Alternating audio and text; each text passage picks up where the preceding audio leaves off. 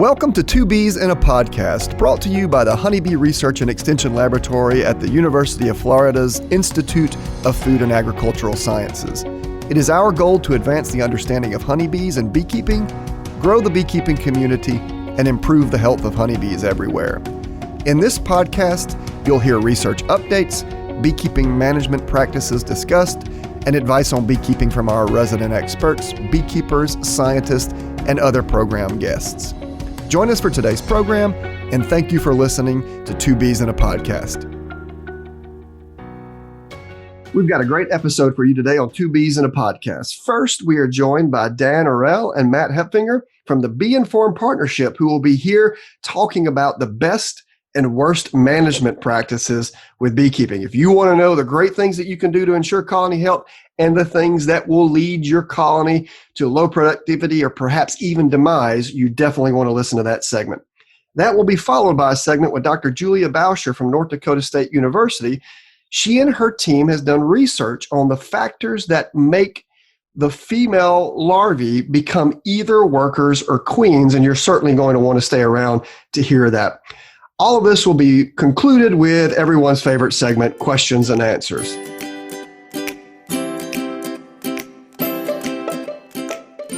So welcome to Two Bees in a Podcast. I will tell you one of the things that we try to do at the University of Florida and our colleagues around the country try to do as well is we try to look for ways to help beekeepers. A lot of our extension programming will target beekeepers. Maybe we'll get a lot of hobbyists or sideliners come to that. It's really difficult to reach commercial beekeepers. And commercial beekeepers, while they represent a smaller percentage of the overall beekeeping population in the U.S. and around the world, they hold the vast majority of the bee colonies.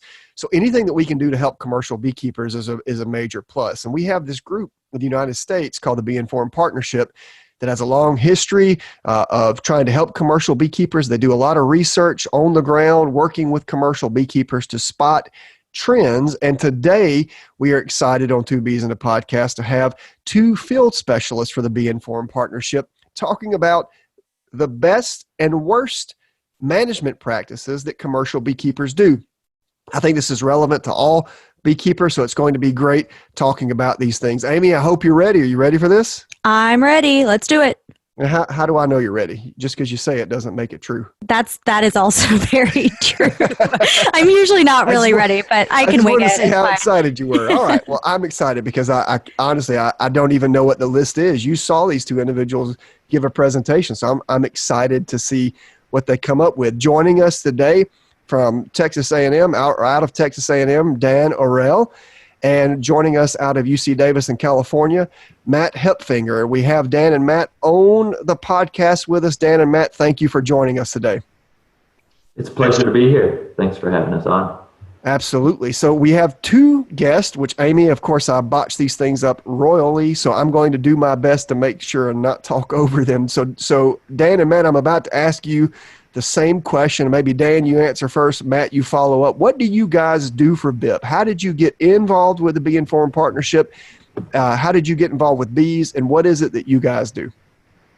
Okay, so this is Dan Aruell answering from Texas. Yeah, I have been working as a field specialist for the Bee Informed Partnership since 2017. So about 3 years here working with commercial beekeepers. And in our role as field specialists, we provide one-on-one consulting services for about 20 or so beekeepers on my list. But then the other 4 regions around the country, again, they have pretty substantial beekeeper lists. So yeah, in this job, I get a lot of one-on-one contact with the commercial beekeepers. And I first got into this job through hearing that BIP was hiring for this position back when I was up in Canada. So I grew up in Atlantic Canada, and that's where I first got into beekeeping, starting beekeeping on a commercial beekeeping operation of about 1,500 colonies in Nova Scotia. I had 3 seasons in my back pocket of bee work before joining the BIP job, but I've really appreciated all the overview and insight into into commercial operations that I've gotten in this position. Well, good, Dan. Matt, do you have a similar story? Do you have a similar background? Sure. Well, partly, I started with BIP it's been exactly a year actually.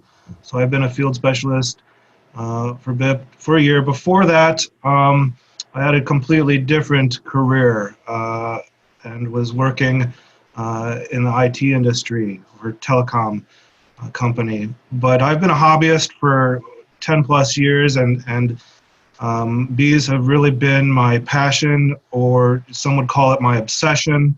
So when this BIP job came available, I applied, and in fact, I think Dan was one that interviewed me, and well, here I am working for BIP as a field specialist. I'm currently on the road in California. I've also got about 20 beekeepers that I consult with, including several of the queen breeders here in California. It's a very interesting job, never a dull moment, and yeah. That's awesome. I love hearing about, different stories about you guys being on the job. But so I saw you guys do a presentation at the American Beekeeping Federation this past January 2020, and you guys were talking about the best and worst commercial beekeeping practices out there. And so my question for you is, how did you guys come up with that list? Was it just through observation, or, how did you guys come up with this? Yeah, so That's the benefit of interviewing multiple people. We always have those odd pauses. But I tell you what, Dan and Matt, since you guys kind of alternate the best and worst, so how did you guys come up with this list? I'd be curious to see. Maybe Dan, you first. Okay. Perfect. So yeah, this list of the 5 best and 5 worst commercial beekeeping practices. In a sense, it's not supposed to be a canonical list, but we put our heads together with the other field specialists and spent some time discussing patterns that we've seen. What do the really successful operations do? What do the beekeepers that tend to struggle? What pitfalls do they tend to fall into? But by putting it into a 5 best and 5 worst, we're hoping to make it a little bit more memorable and just easily digestible. Yeah, and you guys, so who's the bad cop? Who's the one that put the worst list together? So I get to play the bad cop. That's Matt. Yep. Yeah, and I do want to credit everyone else. They're the other field specialists for BIP. I could have never come up with this list alone, and they have many more years experience than I do. So so Matt, are you saying there's lots of bad cops in BIP? Yeah. Sorry, we joke a lot on this podcast. Now he doesn't know. He's like, I don't know how to respond to you. It's okay. Amy will answer, I'm sure. That is true. I really prefer being the good cop when I've been to visit someone's bees, and when I'm able to say, wow, this really looks like good beekeeping. But sometimes we do have to be the not bad cops in a regulatory sense or a cop sense, but it's not nearly as much fun when you sometimes see a big problem. It's bad news that you're giving someone, which is difficult. I think one of the great things about this, though, is that BIP and its field specialists, through its tech teams and honestly just through its research and its reach in general, has a lot of opportunity to see beekeepers of all levels keeping bees, right? And they're able to see commercial beekeepers. They're able to look at their data, and you're able to it's more than an educated guess probably than how you guys develop these lists. They're lists from data and from practical experience. And what's funny is that's not the question I'm supposed to ask you, but I'm dying inside because I want to know what your best and worst management practices are, because I have a sneaky suspicion I know, but I haven't heard it yet. Listeners, I promise I have not heard this yet, so I'm dying to know. But the question I'm supposed to ask you, because it's next on the list, is even though you generated this information from commercial beekeeping, does your list also apply to backyard beekeepers? Does it cover all aspects of commercial beekeeping? I mean, how applicable is it to beekeepers of all sizes or beekeeping operations of all scales? Yeah, a lot of what we'll talk about definitely applies to backyard beekeepers. Probably most everything we mentioned here, at least. There may be some specific things that would only apply to commercial guys, but yeah, I would say most of this, a backyard beekeeper could definitely take away some good things from this. I would also say we've tried to focus the list on aspects of management that are actionable. So what we don't have things on this list like be in a good beekeeping area, or run an operation with a really healthy bottom line. So we've tried to keep it more in the areas that are where you can change your management to address issues. I like that idea. This idea that the list is actionable. So once you hear it, there's something you can do to address it. Because you're right. In many cases, as educators of beekeepers, we tend to hover way up in the clouds and make these pronouncements. Well, if you just stay in a good area, or if you just can escape varroa, but this idea that what you propose to us is something beekeepers can go out and do to make positive changes now. That's really exciting. All right, so this is what we're going to do next. Are you guys ready? Yeah. I'm ready. Okay, good. Someone's ready. Yeah, I'm excited. I can't wait. Okay, so what we're going to do is we're going to go through the top things. We're going to start with the worst on, basically the worst, and we'll go over to best, number 5, and then we'll kind of count up, I guess. So the worst 5 things. I did not even say that correctly, but it doesn't matter because as soon as we get into it, everyone will understand what we're going to do. So why don't we go ahead and go through, and we'll alternate between Matt and Dan. So Matt, you're the worst, you're the bad cop. Why don't you let us know what the worst number 5 thing that commercial beekeepers do? Sure. Yes. The worst commercial beekeeping practice, number 5, is poor equipment. We do see a lot of colonies, a lot of operations, and we see a lot of poor equipment. What I mean by that is things falling apart. Are your colonies bee tight? You need them to be bee tight. You don't want you want to discourage robbing. Similar to that, weather tight. Are your colonies drafty, or even worse, is rain getting in? So you're saying we're not supposed to use equipment that's like moldy and torn apart? Right. Yeah. If you're getting rain in there, you're going to see mold. A bottom board that's all wet is just a disease reservoir. It's very unhealthy for the bees. I could talk about old comb and broken frames. For commercial guys, your pallets, if they're in bad shape and you're moving colonies, you could spill a colony, and that's never good.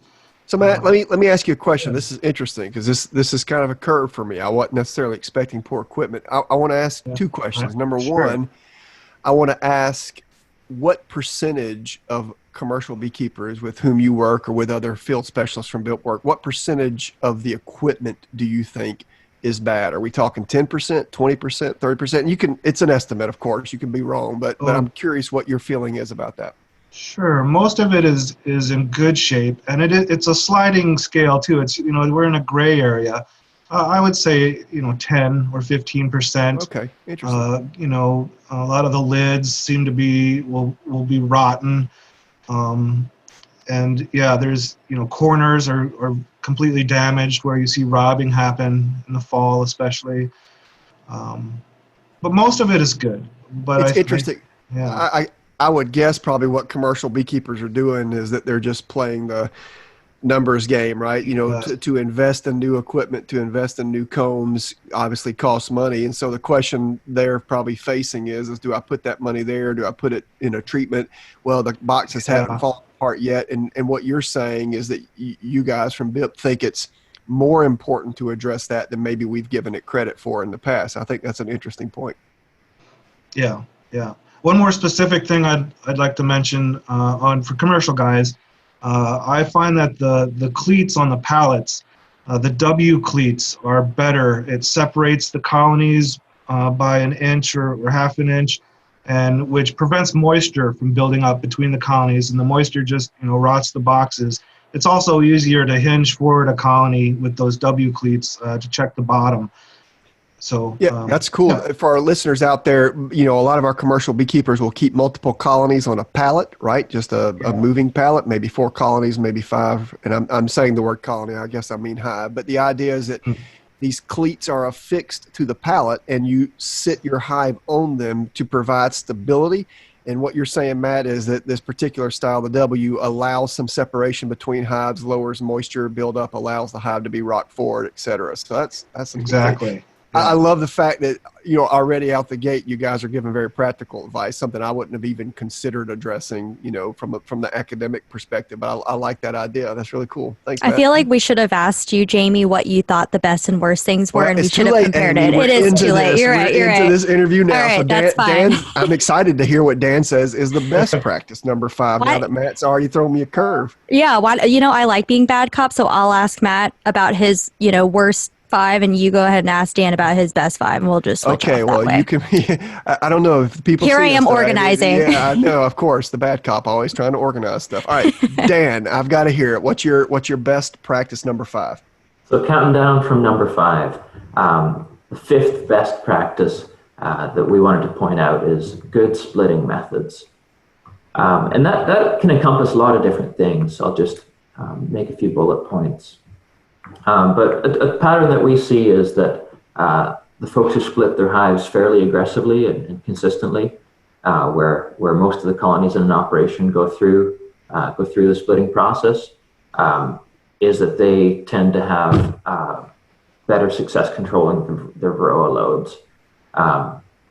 And this does make a certain amount of sense in that when you split a colony, say you split a colony in 2, then you've got all of a sudden the same number of varroa mites, but distributed between 2 colonies where you've got 2 queens that are laying flat out, and therefore you can get the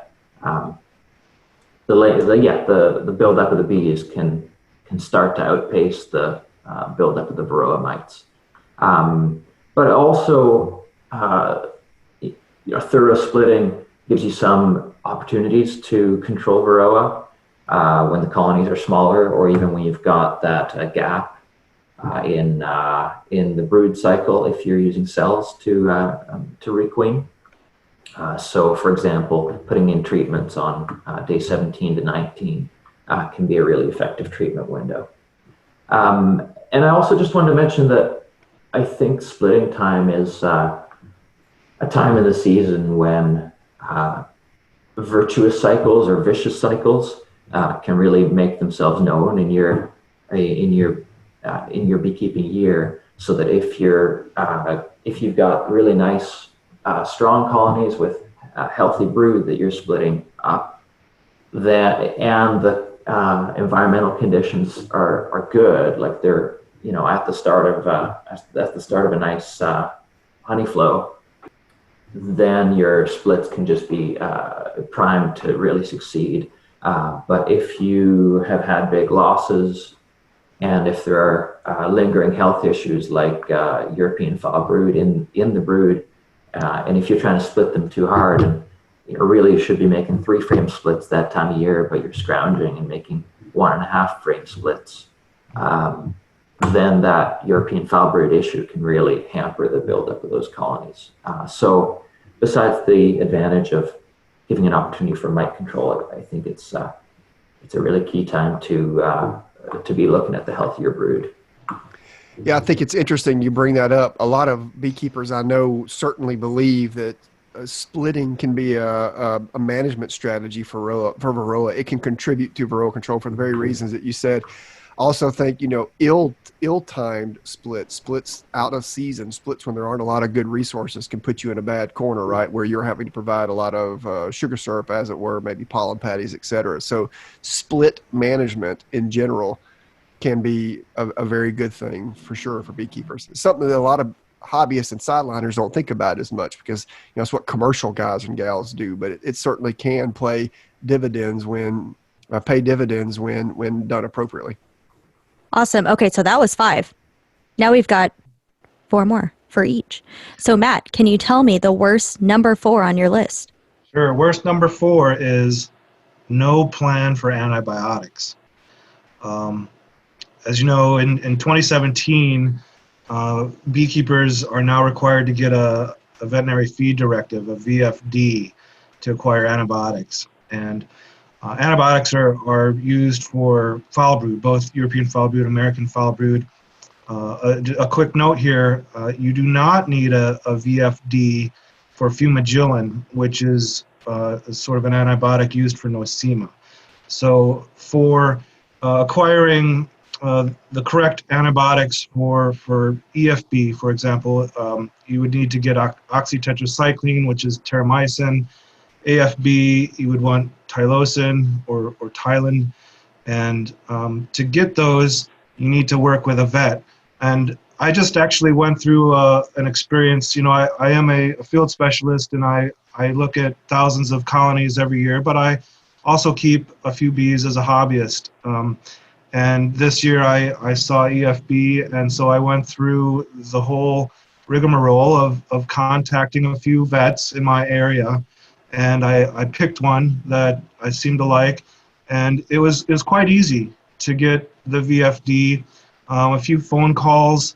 I dropped off some samples at his office. Some of the vets wanted to come look at my colonies in person. I thought it would be easiest if I just drop off the samples. That's what I do. I take bee samples, so I can certainly do that with my own colonies as well. And I was able to pick up the VFD, and my vet actually gave me terramycin for all my colonies. And it was something on the order of $100 or so. It wasn't very expensive. I thought it would be a lot more, but he was very efficient and took care of me, and I was able to treat my bees right away. So yeah, the number 4 worst commercial beekeeping practice is not to have a plan. So yeah, make a few phone calls and find a vet that you like. It's not that hard. I think that's good advice. I tell you, inside the U.S. and outside the U.S., people view, the antibiotic thing very differently. A lot of the world doesn't have access to antibiotics. And so for our listeners outside the U.S., we're allowed to place a couple of different antibiotics in colonies to address the 2 foul brood diseases that we have. And so this veterinary feed directive means that it has to be essentially administered via oversight by a veterinarian. That's the short way of doing it. So that was a curve thrown to commercial beekeepers a couple of years ago who otherwise had direct access to these antibiotics before the VFD passed. We have a system for dealing with that in Florida that's kind of unique. It expedites it, and it's a free system for most beekeepers in the state. But you're right, man. A lot of beekeepers who haven't planned for that extra loophole might be caught off guard if they need to try to address foul brood in their colonies using an antibiotic that they now have restricted access to. Yeah. All right, Dan, let's see if you can tell us what the 4th best management practice is for commercial beekeepers. Okay, so number 4 on the list of best practices is to rotate treatments, and specifically varroa treatments. So yeah, just both in our experience talking to commercial beekeepers and also supported by the data, it's pretty clear that Amitraz is the most effective miticide that's currently available.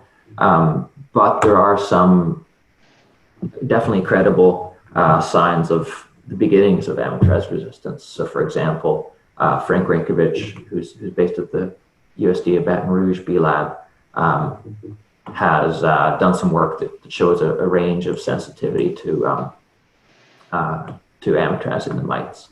But with Amitraz still being the most effective miticide, I think it's clear that you can get various benefits from rotating the treatments and not only using Amitraz in your beekeeping year.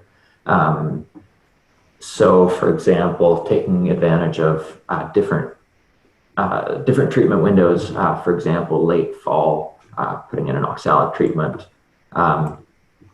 just making sure to catch those weather windows or windows in the colony life cycle. And this is also somewhere where this isn't just a recommendation out of thin air. Based on the BIP loss and management survey, Ariella Haber and Natalie Steinhauer and Dennis Van Engelsdorp published a paper that showed that migratory commercial beekeepers who used oxalic or formic or thymol in addition to amitraz saw lower winter losses than their counterparts who were only using amitraz. So the important take-home message here is you've got to address varroa, but if you're going to address them, you need to rotate treatments and make sure you use the various treatment options available. Amitraz being one of the backbones of that, but also considering using things such as formic or oxalic or thymol or some of the other treatments available during the times of the year that they have increased efficacy. For example, oxalic acid, that would be winter. Mm-hmm. All right. Now I'm trying to think like, okay, now I don't remember the top three. So I'm excited to hear what the top three are of the two. Matt, what's your worst beekeeping practice? Third from the top. Right, just getting better here. Number 3, worst practice is missing visits while your bees are in almonds. This is, of course, going to apply to commercial beekeepers more. But when they're in the almonds, I see a lot of guys, take a break. They think, I got to almonds, now I can take a break. But really, I think it's a great time to check your bees, just doing basic animal husbandry, feeding the ones that need it, doing health checks. Of course, checking your varroa levels. You want to check where your colonies are placed. Full sun is better. If you're working with a grower that doesn't want you to put your colonies in full sun, you can explain to them, well, they'll fly sooner and they'll pollinate sooner if we put them in full sun. Around the time of almonds too, everyone's built up their colonies. Swarm prevention. You need to be looking for cells and do anything you would normally do for swarm prevention. Something else that we've been recommending, sometimes pollination can be stressful. There are chemicals sprayed, even if it's not in the orchard you're in, it could be across the street. And so what we've been recommending lately is to add a protein patty. Even though that doesn't make sense, you're seeing a ton of protein coming in. The almond pollen is coming in. But if you add protein patty, we feel that it might dilute any chemicals that they may accidentally be bringing in.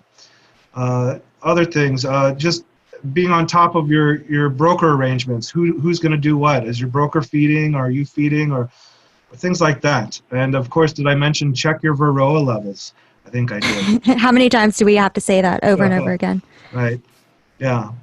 Yeah, so basically, once you get to almonds, you don't just drop your hives and leave them and go out and have a corona or whatever you want to have, but you've got to check them, right? I don't know. That was the top thing. Coronavirus, that's the first one that popped in your head. I don't even drink Corona. Beverage, not a coronavirus. Yeah. Way to go, Amy. That's why I should keep you on. You're welcome. Matt, I do want to put you on the spot with that question, with that comment. I get a lot of commercial beekeepers coming out of almonds saying, oh, the bees look so bad coming out of almonds. I don't know. Yeah. And I'm curious if a lot of that occurs because of lack of management during almonds. If a lot of those issues, quote, coming out of almonds could have been addressed had they been managed throughout almonds. What do you think about that? And like I said, it's okay to be wrong or right. I'm just curious what your thoughts are about that. Sure. You put me on the spot there. I think, so I did see some colonies with some brood damage this year, and there's not a lot you can do about it. You're in the almonds, but I think there is something to be done, and that the few things I just mentioned could help. I can't say how much. If everything's a gray area. I mean, and every answer to every beekeeping question is it depends. So I'm going to say it depends. Yeah, good. I think that's a very diplomatic, appropriate answer.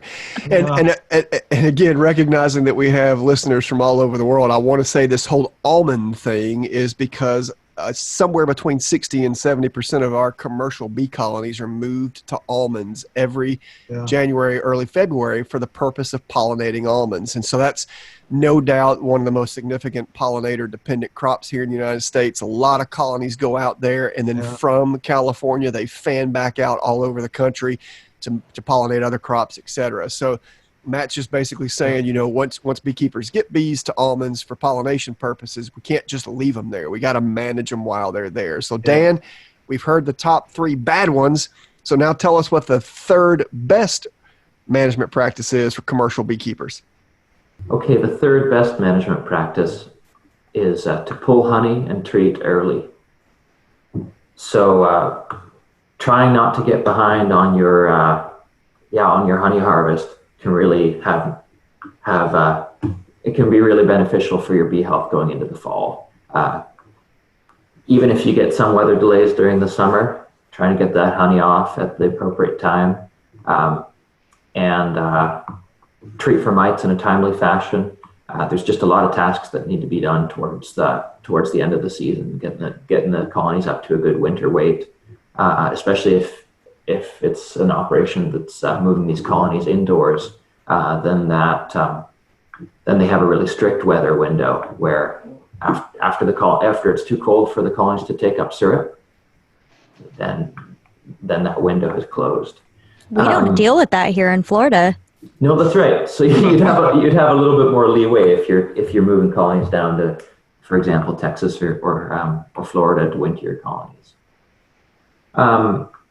But also with honey prices as they've been for the past couple of years, the value of an extra week or 2 of honey coming in is really not that significant compared to the condition your bee is going into winter. Awesome. All right, so let's get to the final 2. What do you guys think? Exciting. Matt, what's the worst number 2? Number 2, worst commercial beekeeping practice is poor feeding practices. I see a lot of times colonies will have just too much protein patty on them. It's a dink, and a crew will come through and they'll put 2 patties on everything, whether it's huge or tiny. And then the opposite as well, if you're not giving the ones that need it enough food. So I think some training for crew might help with that. Another one I see is people giving syrup when it's too cold. I think Dan just mentioned that one too. Or leaky. A lot of commercial guys will feed with these gallon jugs on top, and sometimes they'll leak, which just really encourages robbing, or it fills up the bottom board, and which is just it's not healthy for the bees. One other thing I could mention too is there's been studies done where sporadic feeding can actually lead to EFB. So being consistent when your bees need to be fed, make sure they've got something on for them. And then last thing I'll mention is that when using supplements like essential oils, or there are products out there that you can put in your syrup or even in your patties. The essential oils might be good in the spring. They're kind of a feeding stimulant. They're not a treatment or anything, but in the fall, be careful with those, because those strong smelling essential oils can lead to robbing. So that's the last tip for number 2 worst beekeeping practice: poor feeding. I'm curious, Matt. One of the feeding practices that almost always drives me crazy when I think about it is that open feeding, where beekeepers administer feeding in troughs. And so rather than, it's a time saver for them, right? You can either deliver feed straight to a colony, which if you've got thousands of colonies can take a while, or you can fill up a bathtub in the apiary and the bees can just come and get it. And so do you see that a lot in commercial operations still, where they're kind of slopping the hogs is what I call it? Yeah, there is a bit of slop in the hogs. Yeah. And I've seen it where, you have a pile of dead bees by this, barrel. or there's 1,000 wasps that you're feeding instead of, your bees. And or disease transmission, right? I mean, these things are spreading around. Definitely that would be an issue. um, yeah. Thanks, Jamie. That's a good one. I'm adding. Yeah, so incidentally, Matt, I completely agree. I think everything surrounding feed and nutrition is super important for management practices, right? And so here you're talking principally about carbohydrate, feeding sugar syrup or corn syrup, some of these supplemental patties. But I think that's an area of great teaching need in the beekeeping world. We also need a lot of research related to it, especially pollen supplements. So Dan, I'm curious, how do you counter bad feeding practices? What's your second best management strategy for commercial beekeepers? So number two for the best beekeeping practices would be good treatment practices. And again, just to focus in on varroa treatment, for me to consider a treatment practice a good treatment practice, primarily it's a case of wanting to maximize the effectiveness and minimize the damage to your colonies. There's always the risk of some bit of a trade-off there, but if you can maximize the effectiveness and minimize the damage, that's really what you're aiming for. So for example, if you're using contact type treatments like Apivar, to maximize the effectiveness, it really seems like those strips have to be in the brood nest where nurse bees are going to be walking over them. If you've got that second brood box, if there's a lot of sugar stored in that box and the brood nest is right down in the bottom box, a strip right there hanging from the top of the top box isn't gonna help you very much in your mite control. And generally, just bee access to treatments, scraping off burr comb, making sure that a treatment that you're using isn't just sandwiched right under a lid, and taking into account the seasonal the treatment windows. So using an oxalic acid vapor right in the middle of peak brood rearing in the spring is going to give you a lot less varroa control than it is at a time when brood area is really diminishing or almost has been shut down. So Dan, I think one of the things that you're mentioning is really important. A lot of people just assume that if they follow the label on the product that it's going to control whatever they're trying to control. But there are good strategies for using things that may not show up on the label, like what you said, scraping burr comb, making sure there's contact, things like that. So, there's some thought when applying treatments to try to achieve maximum efficacy. And I like the fact that you pointed that out. That's a really good idea. Absolutely. And then on the flip side, to minimize the damage to your colonies, with a lot of these treatments, you need to take into account both the colony conditions, mainly colony strength, and environmental conditions. So if you're applying a couple of strips of or a couple pads of Formic Pro to a colony that's only 4 frames of bees, that regardless of the temperature conditions, that's going to be a world of trouble for that colony. And very good point. Very good point. And similarly, or I guess, with these treatments that are more volatile, like formic acid and thymol-based products, you need to take a look at the temperature windows, especially. And back to Matt's point about it has to do with feed. You don't want your feed products to interfere with your treatments. So putting a protein patty right on top of your mite treatment is going to both interfere with the bee's access to that treatment, and also I would say risk contaminating that feed, and possibly having your bees suffer some damage from that. Yes, varroa. We're always talking about varroa. Jamie, I want you to guess. What do you think is the worst top thing, and best? The worst is a struggle for me. The best, I would have assumed you got to control varroa. When they're controlling varroa, they're handling most of their issues. But I might be wrong because varroa's already shown up a couple places, so maybe it's already been adequately covered. Worst management practices for beekeepers. I would say not listening to our podcast, but Of course, that's just my opinion. no doubt a strong correlation between. Well, the Okay. thing is, Amy, a lot of the things I would have said have either made it to the best or best. To me, the three biggest issues beekeepers face are nutrition, queen quality, and varroa. Sure. And nutrition, and varroa have been covered pretty heavily. So we'll see. I'm hanging on the edge of the cliff here, waiting for that man either to push me off or to securely pull me back on and tell me that my feet were in the right spot. That's fair. Okay, Matt, what is the very worst thing that commercial beekeepers do in their bee yard? All right, you ready? Here it is. Number one, worst commercial beekeeping practice is relying on unproven products. And what I mean by that is a lot Can of I add science to that? Well, yeah. So we talked about that. A lot of unproven, or it doesn't have to be proven by science per se.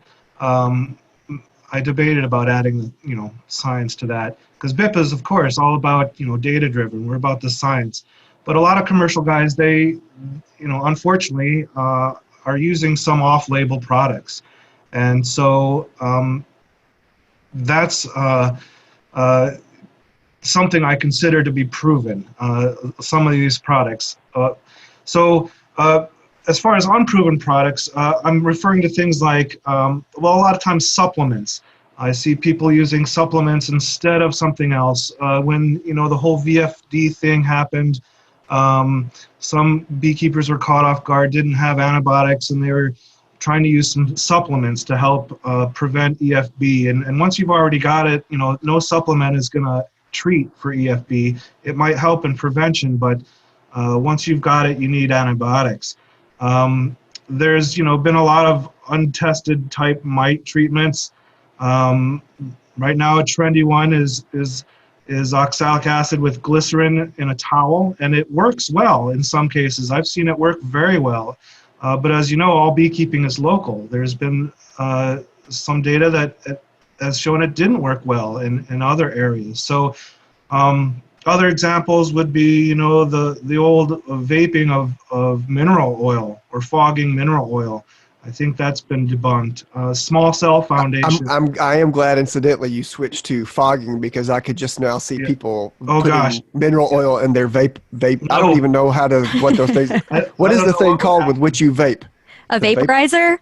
Yeah. Is that what that is? I think So please, we are not endorsing using vaping mineral oil. I don't even know how to talk about it. I don't even know what the right verbs are. You see these big things the guys have, their foggers, and they're putting all kinds of these homegrown recipes in them.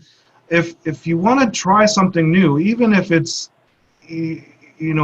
some people feel it's proven, I would recommend that you take 1 yard and you treat half the yard with what you always do, and you treat the other half of the yard with whatever new product you would like to try. I mean, dadgum you, Matt, you just said exactly what I was about to say. Really? One of the problems that I see with commercial beekeepers is they're all in. If their buddy down the road says, "Oh gosh, this works," they're going to put it in 15,000 colonies. Right. Try it in a yard. You gotta, or half a yard. Are you frustrated, Jamie? I can hear the anger. I'm just like, guys, but that's the funny thing about it is they'll do it over 15,000 colonies and say it works or doesn't work, but they oftentimes don't follow that up with monitoring. They don't really know if it works or not because they didn't monitor. So monitoring. Pressure. Blood pressure is going up. I'm on basic science. Yeah, let's have a control and a test. And anything that has, that promises to do everything, this is going to help with nutrition. It's going to kill mites. It's going to knock down your viruses. It's any cure-all type, I would call it, snake oil comes to mind. So, if you want to try something new, that's great, but test it first. Do half a yard the old way, half a yard the new way. Pick a couple yards and do that. So. I'm Well so glad said. we're ending with the best so that Jamie's blood pressure Yeah, I can need, come down and a little Dan, I bit. need you to Dan, we bring my need blood you. pressure down just a hair, okay? So, Dan, here's your chance. What is the single best thing commercial beekeepers do to help, maximize colony health, productivity, et cetera? Let's have it.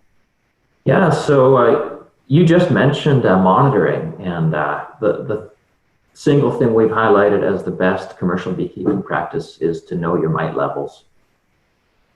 And that involves not just a visual inspection, but it involves some sort of proportional testing method. So whether it's an alcohol wash of half a cup of bees, even an ether wash or sugar shake for a quick check, but absolutely monitoring your mite levels. And keeping records of your mite levels at a certain time of year. So if you're about to pull your honey in August and you're peaking at about a 3% mite level on average, you want to know, is that a little bit higher than last year or a little bit lower than last year? So having that, keeping track of whether your mite levels seem to be stable year over year, or if there's some indication that they're ratcheting up slightly from last year and the year before. Because if they are ratcheting up, then you need to consider like adding an additional strategy, at least for a season. And of course, this is sort of BIP's bread and butter to come out and check on these operations mite levels at times of year when there's a lot going on and it may be hard to do the mite monitoring in a timely way. That's the best news I've heard all day. What is the mite monitoring thing? Yeah, that commercial beekeepers know their mite levels. And I think that's true. I mean, every commercial beekeeper I speak to, that's usually what they say. Well, we checked mite loads and this is what it was last week. So I think that's great. But what's amazing to me, though, and Dan, you probably see this too, is that a lot of commercial beekeepers don't monitor. They just kind of rely on their gut. They'll look in and see shriveled wings, or I need to treat, or this is when I normally treat, so I need to treat. So I think, having those data to help make decisions is very important. So Dan, I echo that. Again, it's no surprise to me that your best management practice is related to varroa in some way. Yep. Well, I'm going to take this moment to reiterate those, and I'm going to do worst from 5 to 1 and best from 5 to 1. You guys tell me if I have it right. So Matt, going from worst 5 to 1, poor equipment, no plan for antibiotics, missing visits while bees are in almonds, bad feeding practices, and relying on unproving products. If you want your bees to not do well and for your bottom line to suffer, you do those 5 things, that's right? what we want, Jamie. That's exactly what every beekeeper is trying to do. But Dan, if you want your bees to succeed, you've got to have good splitting methods. You have to rotate varroa treatment specifically, but treatments in general. You want to pull honey and treat early. You want to have good treatment practices, and you want to know your mite levels. So I think actually even all 5 of them, all 5 in some way relate to varroa, but some other things as well. So essentially varroa. Am I right there? That's no accident. Yeah, good. Yeah, it's funny to me when we talk about bee losses, people always want to point out all the other things that are killing bees. And when I get interviewed, people want to interview me about pesticides and how bad they are for bees, or these days, these stupid murder hornets. But nevertheless, don't even get me started. Yeah, it's like you want to raise everybody's blood pressure. Let's talk about that. But it really boils down to varroa management, nutrition management, and some of these other things you guys mentioned. Matt, Dan, thank you so much. I really appreciate the insight that you guys offered. Yeah. Thanks for having us. Absolutely. So that we've been graced by your presence. Today we had Dan Aruell, who's BIP field specialist based at Texas A&M in College Station, Texas. We've also had Matt Hoepfinger, who's also a field specialist for the Bee Informed Partnership based at UC Davis. And you've listened to their top 5 best management practices for commercial beekeepers and top 5 worst management practices for commercial beekeepers. We'll make sure to list these 5 best and 5 worst in our show notes. And thank you guys for joining us on 2 Bees in a Podcast. Thanks so much for having us. It's been great to talk to you. Thank you.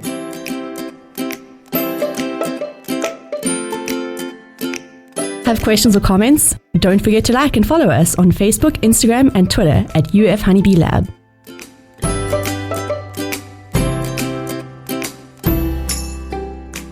If you've been a beekeeper for any length of time, you've probably learned the old adage in honeybee biology that workers and queens both come from the same type of egg. Those eggs are fertilized, right? So from that point forward, right, you've got this female individual, this larva that comes out of the egg, and something happens to that larva to either push her in the direction of becoming a worker or push her in the direction of becoming a queen. It's been a long-held belief that for the first few days of that female larva's life that she's fed royal jelly, and then kind of somewhere around day 2 or 3, there's a fork in the road where the individuals, the workers, want to keep on the queen route, continue to feed that queen royal jelly, and the individuals, the workers, want to push towards workers, start feeding that individual brood food, which is a different quality or makeup of diet. So we've kind of long held this belief, but there was a paper that came out in May of 2020 in the Royal Society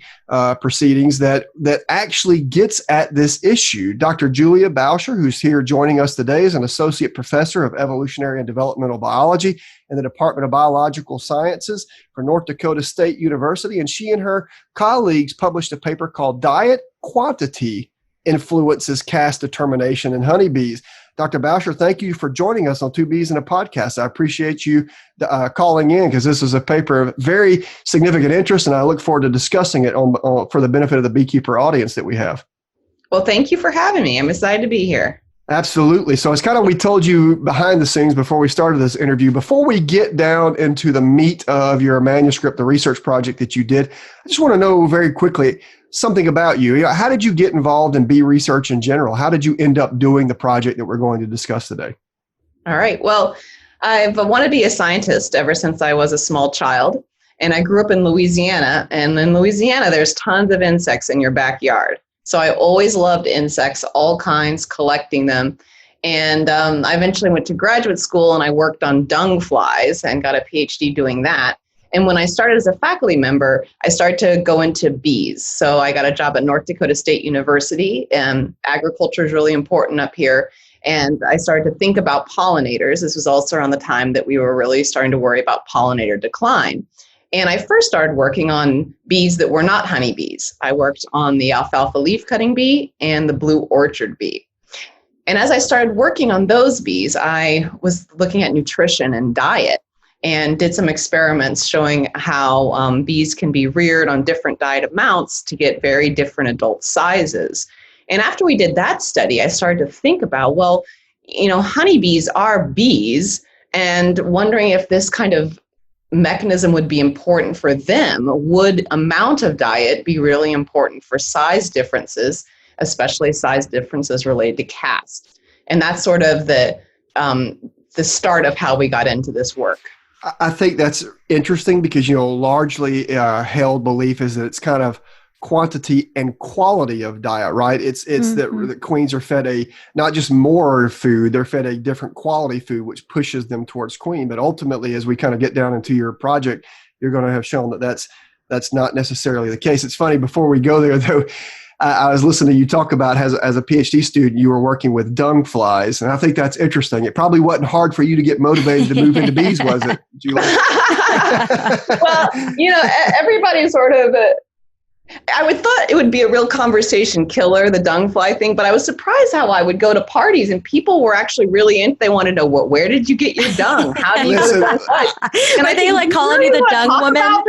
Like, Julie, I'm not surprised at all. When I was doing my PhD in South Africa, my wife was doing her master's there too, and she was working with ungulate, these big mammal populations, and she was estimating them using piles of their feces, so scat. So my wife is also a dung girl. In fact, they called her the pooper scooper. She'd go around. So when I was hearing you talk about your PhD with dung flies, I was hearkening back to my graduate school days in South Africa where I was looking at dung beetles, and my wife was known as the pooper scooper, which instantly told me that you probably were a great hit at parties, which independently you just confirmed. So well, I guess ever since humans are able to speak, poop is a topic of interest. It's just funny. And I'm still sitting here giggling. Oh my goodness. Okay, so Dr. Bowsher, let's go ahead and go back into talking about this specific research that you were doing. So when was this research done? This was done a few summers ago, and it was done by a master's student of mine, Garrett Slater, who has since graduated. He's now a PhD student at Purdue. And we were interested in this idea about food amount and how amounts of food can regulate when larval bees decide to go through metamorphosis and pupate. And also related to this, we wanted to know about how the amount of food might affect caste determination. But of course, everybody thought diet quality was very important. And so we wanted that to be a component of our experimental design as well. So let's talk about that. Like we've already mentioned a little bit that historically we thought it was quality. We thought it was that fork in the road, but you've kind of thought from your background with other bees that perhaps it's the amount. So talk a little bit about your experimental design. What stuff in the literature pushed you towards doing this particular project? All right. So we also, as I mentioned, we were interested in other bees as well. And when we started to look at the literature, we saw that even within some social bees like bumblebees or Cape honeybees, that quantity was thought to be really important. And so that gave us another reason to do this experiment. And we thought, well, we want to test quantity, but we need to also test quality at the same time. And by doing that in a particular kind of experimental design, we can actually measure the importance of each thing and also the potential interactions between those two things. So we can sort of take an adult bee and say, okay, how much of the caste determination is explained by quantity, how much is explained by quality? And we did that by doing what's called a factorial design. And it just means that we did every single diet quality component with a quantity component.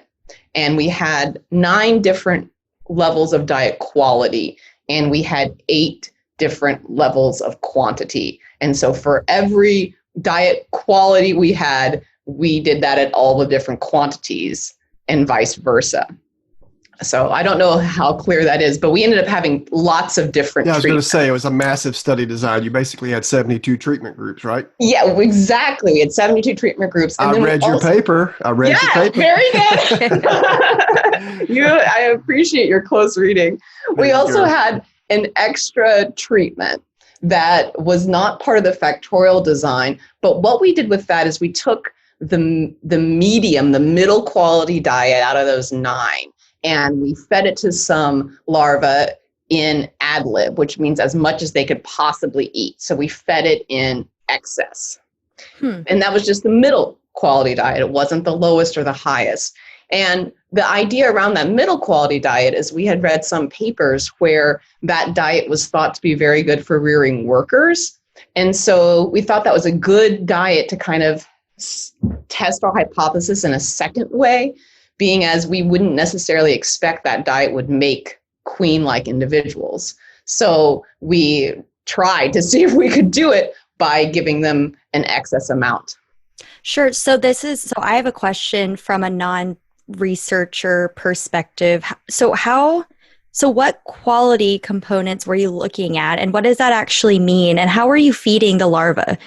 For someone who's never really even done research before, how do you do that?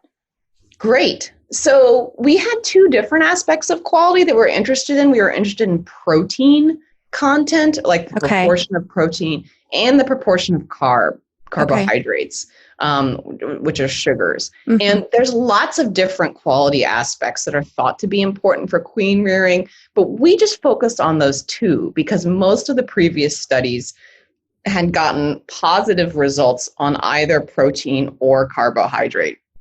And there had been a rather well-known paper showing that a protein component, royal lactin, was the queen maker, basically. Okay. So that's a reason to look at protein. But a lot of people had also thought that carbohydrate content was also important.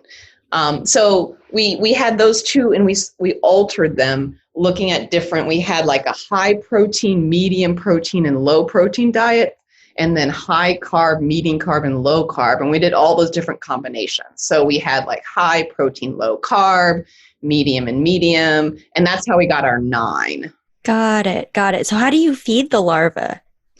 So we took them from the hive very carefully when they're about a first instar, and we put them in these little plates that are, they're actually for culturing tissue, but they just have little circular wells in them. And so you put the honeybee in there, and you feed it every day by squirting a little bit of food right in front of its mouth. So you have to be a little bit careful because you don't want to drown them, but you also don't want them to run out of food. So that's fair. Yeah, it's important to do it, and I think Jamie probably has even more experience than I do doing it. So yeah, I look forward to hearing more tips later from him. But the way we did it is we had a certain amount we did feed them each day, and then the quantity treatments were really only fed in the final day. So up until the last period of development, they were all kind of getting the same amount, which honestly is a sort of an excess because they don't usually finish it. If they had finished it, they would have died. But the differences in the amount of diet really came at the end, where some were fed a lot more than others. Interesting. So at the end of the day, it was neither carbs nor protein. It was simply more food. The more food they ate, the more likely they were to become queens or be queen-like, right? Exactly. So the bees that didn't get a lot of food, even if they got a high quality of food, they were not very queen-like. And we had some that were fed a whole lot, and it didn't really matter what the quality of the diet was. If they were fed a lot, they became more queen-like. And this was especially shown in that second kind of experiment we did, where we took the worker diet and we fed them in excess. And in that one, actually fed them a whole lot every day, so they got more than they could ever eat. And all of those individuals ended up being similar to the commercially reared queens that were like our reference group for queenliness. Yeah, that was really neat. I like the fact that you included commercially reared queens as that positive control, as it were, so it was really neat to see that. So, we've got a big beekeeper audience, and people listen to this from around the world, and ultimately, they're going to have some applicable questions, right? They're going to say things like, well, this is really interesting. What could this, downstream do for beekeepers? I think this is important before we kind of go there, though, because it's pretty clear from a lot of the survey data that when beekeepers are reporting about their colony losses, they're routinely saying varroa are significant issues. They're saying nutrition is a significant issue for their bee colonies, and diseases and pests. But oddly enough, in the top 5 every year, they list queen quality as one of the most significant stressors that they face.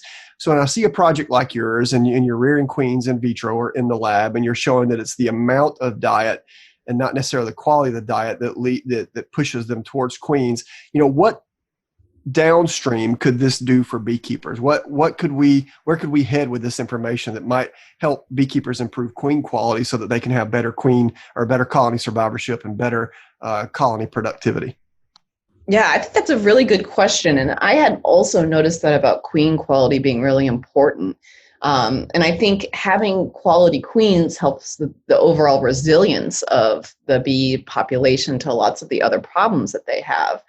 So in getting back to what the ramifications might be, we've known nutrition is important, and it definitely is. I wouldn't say that, quality was unimportant. It still is very important. I think that just this adds another thing for commercial beekeepers to consider.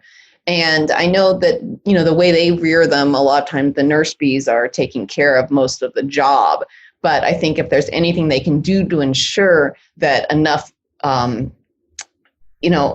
food is fed to the queens and the queen cups, I think would be really good. I know that a cup size and things like that can kind of influence how much food is fed to queens. And I think it's something to be mindful. Another thing that I thought about it is different ways to think about queenliness and queen quality. And I know there's lots of different metrics, but I think looking at some of these morphological ones might be helpful because it doesn't involve killing the queens in order to look at them. Yeah, that's a really good point. Do you guys plan to continue research on this topic? Yes, in fact, we're doing in vitro rearing this summer. Our goals are to look at these different kinds of queen-like individuals that come out of these diet treatments and look at the different genes that are being expressed in the different hormones. We're really curious about whether these in vitro reared queen-like individuals, how queen-like are they, and how similar is our in vitro process to what might be happening in the hive based on what we know about hormones and genes during that time. Well, absolutely. This is research that's kind of near and dear to my heart because, like I said, we've been rearing workers for quite a bit and have even played around with rearing queens some in previous years. So it's really interesting to hear all of this. So for our listeners' sake, this manuscript will be linked in our show notes. Again, it's Diet Quantity Influences Caste Determination in Honeybees. It's published in the Proceedings of the Royal Society Bee. There will be a link in the notes. That was done by Dr. Julia Bowsher and her colleagues at North Dakota State University. Julia, thank you so much for joining us on Two Bees in a Podcast. Well, thank you so much. This was a lot of fun. Absolutely. That was Dr. Julia Bowsher, who's an associate professor of evolutionary and developmental biology, Department of Biological Sciences, North Dakota State University. It's everybody's favorite game show, Stump the Chump.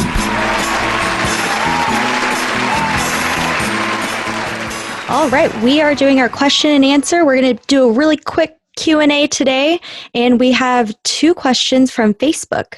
One from someone named John Stramilo. I probably butchered that name. And then someone named Kevin Her. Her. H-E-R-R. Okay, Amy, just quit trying. Just like John and Kevin at this point. All right. So John was wondering, he has a hive and he uses a screen bottom board. He coats the plastic removable boards with canola or vegetable oil to catch all the good stuff that falls to the bottom, like varroa, small hive beetle, larvae. And so he's heard of people using diatomaceous earth on the board, as well as using small hive beetle traps that sits between the frames. Is there a danger or are there benefits to using diatomaceous earth versus using an oil? Well, there's a couple of things at play here, Amy, and I want to make sure that I understand this correctly. So I'm going to do my best maybe to answer it two ways, depending on what he's really asking.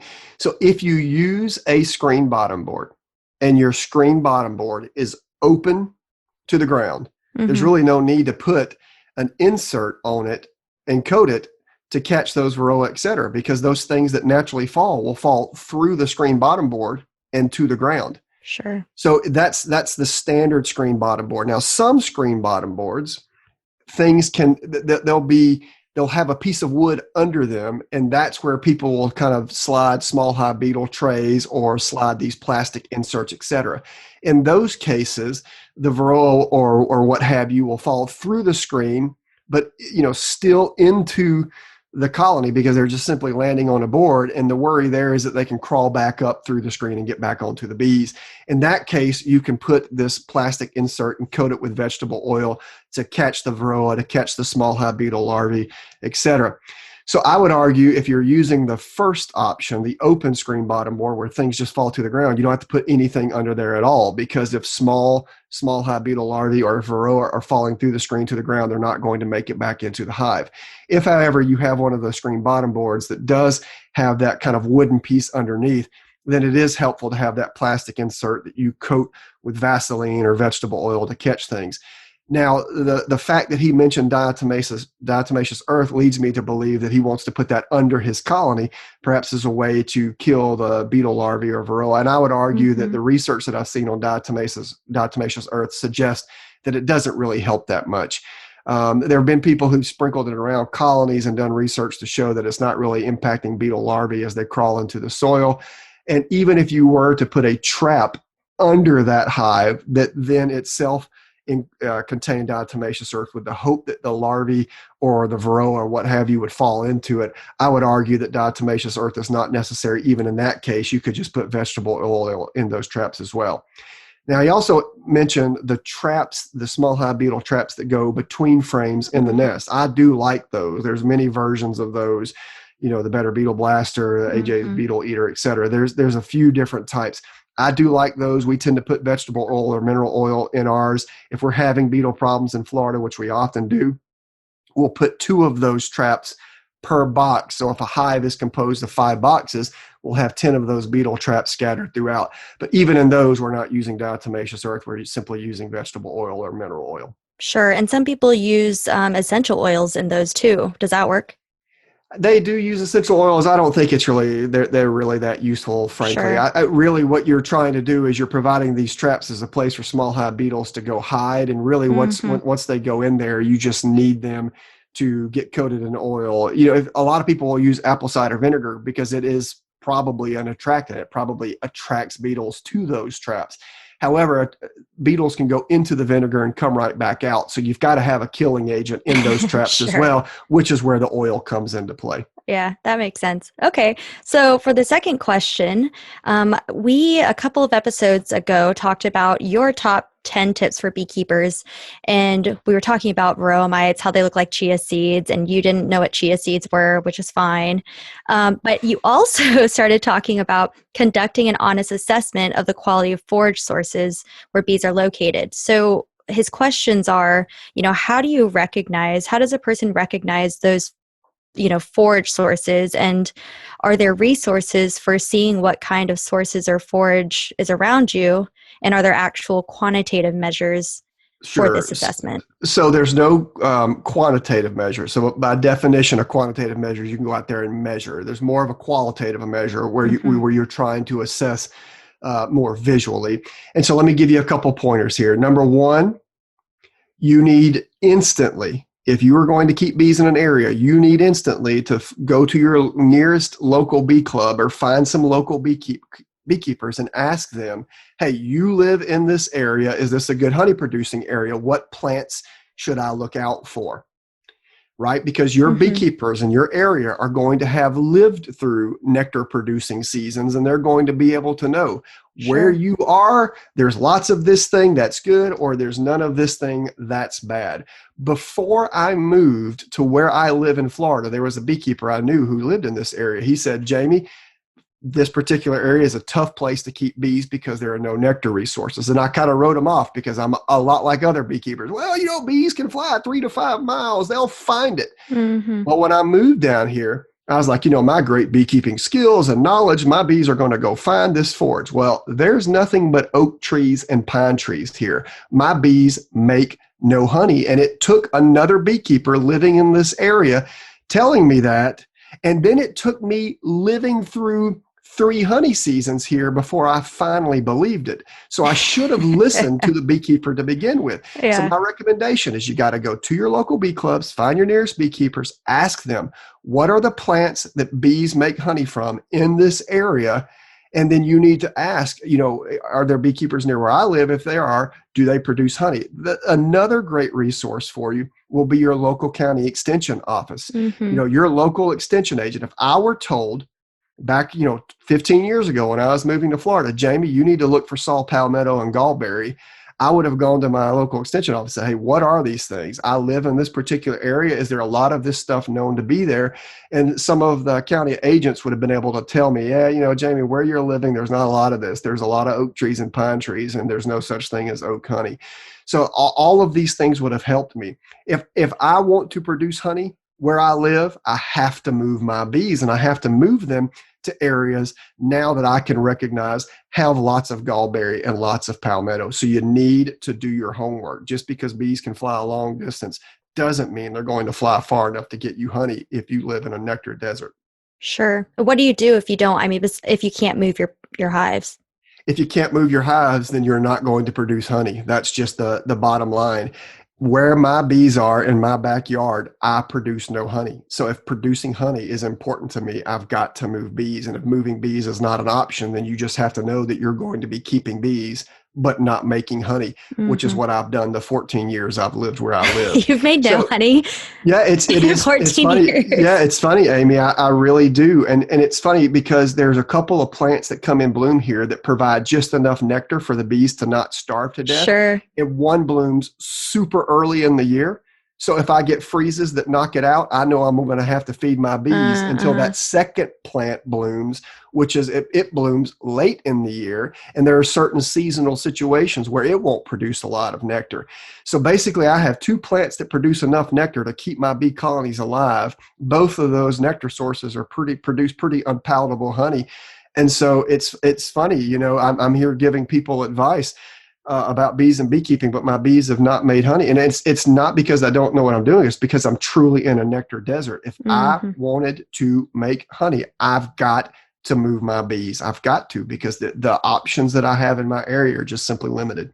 Sure. Awesome. Well, thanks for answering those for us. Yeah. And Amy, having done an honest assessment years ago would have saved me all these trouble. And it started with, I needed to listen to that beekeeper. I needed to not say, oh crap, I know what I'm doing, I'm going to show him. No, he showed me. He knew the area and said, you know, not a single bee colony's made pine honey. So I needed to be prepared for that. But it took 3 years of stubbornness to show that he was right. And that's, you know, the questioner said, what are some other ways that I can know? You can know by trying to live through a couple of seasons. If 2 or 3 years in, you're not producing lots of surplus quality honey, then it's probably not your bees. It's probably the area. Sure.